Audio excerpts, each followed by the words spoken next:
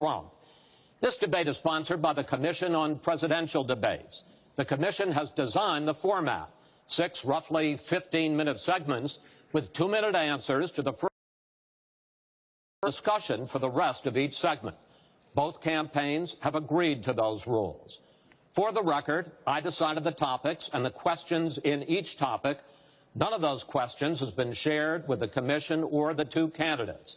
The audience here in the hall has promised to remain silent. No cheers, boos, or other interruptions so we and you can focus on what the candidates have to say. No noise except right now as we welcome the Democratic nominee for President, Secretary Clinton, and the Republican nominee for President, Mr. Trump.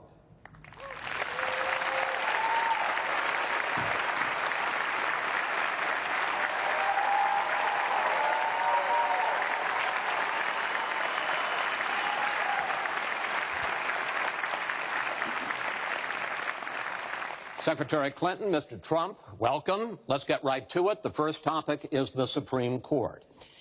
You both talked briefly about the court in the last debate, but I want to drill down on this because the next president will almost certainly have at least 1 appointment and likely or possibly 2 or 3 appointments, which means that you will, in effect, determine the balance of the court for what could be the next quarter century. First of all, where do you want to see the court take the country? And secondly, what's your view on how the Constitution should be interpreted? Do the founders' words mean what they say, or is it a living document to be applied flexibly according to changing circumstances? In this segment, Secretary Clinton, you go first. You have 2 minutes. Thank you very much, Chris, and thanks to UNLV for hosting us. You know, I think when we talk about the Supreme Court, it really raises the central issue in this election, namely, what kind of country are we going to be? What kind of opportunities will we provide for our citizens? What kind of rights will Americans have? And I feel strongly that the Supreme Court needs to stand on the side of the American people, not on the side of the powerful corporations and the wealthy. For me, that means that we need a Supreme Court that will stand up on behalf of women's rights, on behalf of the rights of the LGBT community, that will stand up and say no to Citizens United, a decision that has undermined the election system in our country because of the way it permits dark, unaccountable money to come into our electoral system. I have major disagreements with my opponent about these issues and others that will be before the Supreme Court. But I feel that at this point in our country's history, it is important that we not reverse marriage equality, that we not reverse Roe v. Wade, that we stand up against Citizens United, we stand up for the rights of people in the workplace, that we stand up and basically say the Supreme Court should represent all of us. That's how I see the court, and the kind of people that I would be looking to nominate to the court would be in the great tradition of standing up to the powerful, standing up on behalf of our rights as Americans. And I look forward to having that opportunity. I would hope that the Senate would do its job and confirm the nominee that President Obama has sent to them. That's the way the Constitution fundamentally should operate. The President nominates, and then the Senate advises and consents or not, but they go forward with the process. Secretary Clinton, thank you. Mr. Trump, same question. Where do you want to see the court take the country, and how do you believe the Constitution should be interpreted? Well, first of all, it's great to be with you, and thank you, everybody. The Supreme Court, it's what it's all about. Our country is it's just so imperative that we have the right justices. Something happened recently where Justice Ginsburg made some very, very inappropriate statements toward me and toward a tremendous number of people, many, many millions of people that I represent, and she was forced to apologize, and apologize she did. But these were statements that should never, ever have been made. We need a Supreme Court that, in my opinion, is going to uphold the Second Amendment and all amendments, but the Second Amendment, which is under absolute siege. I believe if my opponent should win this race, which I truly don't think will happen, We will have a Second Amendment which will be a very, very small replica of what it is right now. But I feel that it's absolutely important that we uphold because of the fact that it is under such trauma. I feel that the justices that I am going to appoint, and I've named 20 of them, the justices that I'm going to appoint will be pro-life. They will have a conservative bent. They will be protecting the Second Amendment. They are great scholars in all cases, and they're people of tremendous respect. They will interpret the Constitution the way the founders wanted it interpreted, and I believe that's very, very important. I don't think we should have justices appointed that decide what they want to hear. It's all about the Constitution and so important, the Constitution the way it was meant to be. And those are the people that I will appoint.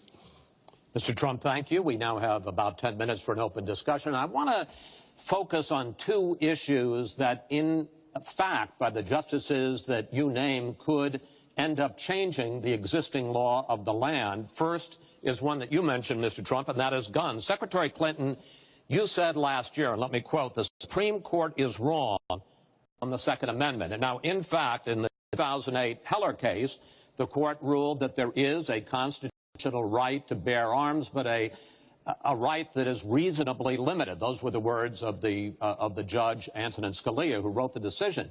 What's wrong with that? Well, first of all, I support the Second Amendment. I lived in Arkansas for 18 wonderful years. I represented upstate New York. I understand and respect the tradition of gun ownership. It goes back to the founding of our country. But I also believe that there can be and must be reasonable regulation.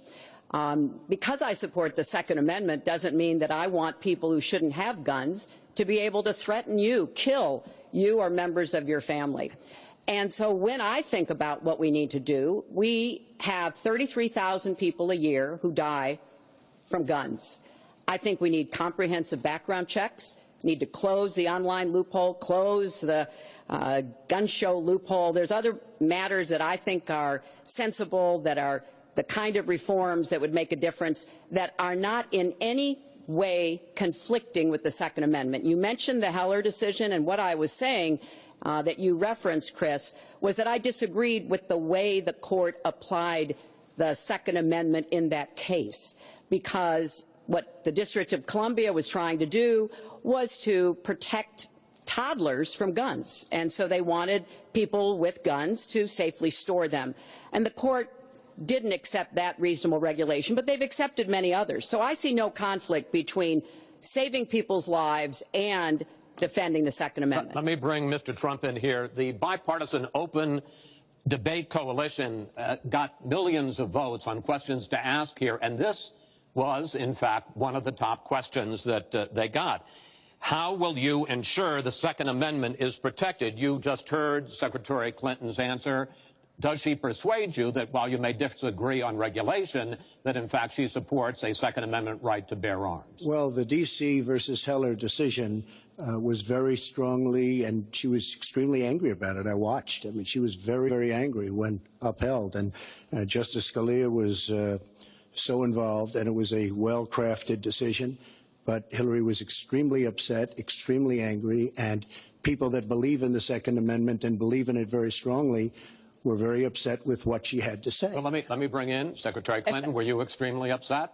Well, I was upset because, unfortunately, dozens of toddlers injure themselves, even kill people with guns, because, unfortunately, not everyone who has loaded guns in their homes takes appropriate precautions. But there's no doubt that I respect the Second Amendment, that I also believe there's an individual right to bear arms. That is not in conflict with sensible common sense regulation. And, you know, look, I understand that Donald's been strongly supported by the NRA. The gun lobby's on his side. They're running millions of dollars of ads against me. And I regret that, because what I would like to see is for people to come together and say, of course we're going to protect and defend the Second Amendment, but we're going to do it in a way that tries to save some of these 33,000 lives that we lose every year. Let me bring Mr. Trump back into that, because, in fact, you oppose any limits on assault weapons, any limits on high-capacity magazines. You support a national right-to-carry law. Why, sir?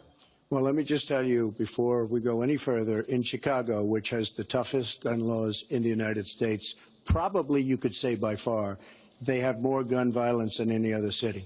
So we have the toughest laws, and you have tremendous gun violence. I am a very strong supporter of the Second Amendment, and I don't know if Hillary was saying it in a sarcastic manner, but I'm very proud to have the endorsement of the NRA, and it's the earliest endorsement they've ever given to anybody who ran for president. So I'm very honored by all of that. We are going to appoint justices. This is the best way to help the Second Amendment. We are going to appoint justices that will feel very strongly about the Second Amendment, that will not do damage to the Second Amendment. Well, let's pick up on another issue which divides you and the justices that whoever ends up winning this election appoints could have a dramatic effect there, and that's the issue of abortion. Right. Mr. Trump, you're pro-life, but I want to ask you specifically, do you want the court, including the justices that you will name, to overturn Roe v. Wade, which includes, in fact, states a woman's right to abortion? Well, if that would happen, because I am pro-life and I will be appointing pro-life judges, I would think that that will go back to the individual states. But I'm asking you specifically, would you like to... If they overturned it, it'll go back to the states. But what I'm asking you, sir, is do you want to see the court overturn? You just said you want to see the court protect the Second Amendment. Do you want to see the court overturn Roe v. Wade? Well, if we put another 2 or perhaps 3 justices on, that's really what's going to be, that will happen. And that'll happen automatically, in my opinion, because I am putting pro-life justices on the court. I will say this, it will go back to the states, and the states will then make a determination. Secretary Clinton. Well, I strongly support Roe v. Wade, which guarantees a constitutional right to a woman to make the most intimate, most difficult in many cases, decisions about her health care that one can imagine. And in this case, it's not only about Roe v. Wade. It is about what's happening right now in America. So many states are putting very stringent regulations on women that block them from exercising that choice, to the extent that they are defunding Planned Parenthood, which, of course, provides all kinds of cancer screenings and other benefits for women in our country. Donald has said he's in favor of defunding Planned Parenthood. He even supported shutting the government down to defund Planned Parenthood. I will defend Planned Parenthood. I will defend Roe v. Wade, and I will defend women's rights to make their own health care decisions. And we have come too far to have that turned back now. And indeed, he said women should be punished, that there should be some form of punishment for women who obtain abortions. And I could just not be more opposed to that kind of thinking. I'm going to give you a chance to respond, but I want to ask you, Secretary Clinton, I want to explore how far you believe the right to abortion goes. You have been quoted as saying that the fetus has no constitutional rights. You also voted against a ban on late-term partial birth abortions. Why? Because Roe v. Wade very clearly sets out that there can be regulations on abortion so long as life and the health of the mother are taken into account. And when I voted as a senator, I did not think that that was the case. The kinds of cases that fall at the end of pregnancy are often the most heartbreaking, painful decisions for families to make. I have met with women who, toward the end of their pregnancy, get the worst news one could get, that their health is in jeopardy if they continue to carry to term, or that something terrible has happened or just been discovered about the pregnancy. I do not think the United States government should be stepping in and making those most personal of decisions. So you can regulate if you are doing so with the life and the health of the mother taken into account. Mr. Trump, your reaction, and particularly on this issue of late-term partial birth Well, abortion. I think it's terrible. If you go with what Hillary is saying, in the 9th month, you can take the baby and rip the baby out of the womb of the mother just prior to the birth of the baby. Now, you can say that that's okay, and Hillary can say that that's okay, but it's not okay with me. Because based on what she's saying and based on where she's going and where she's been, you can take the baby and rip the baby out of the womb in the 9th month on the final day. And that's not acceptable. Well, that is not what happens in these cases. And using that kind of scare rhetoric is just terribly unfortunate. You should meet with some of the women that I've met with, women I've known over the course of my life.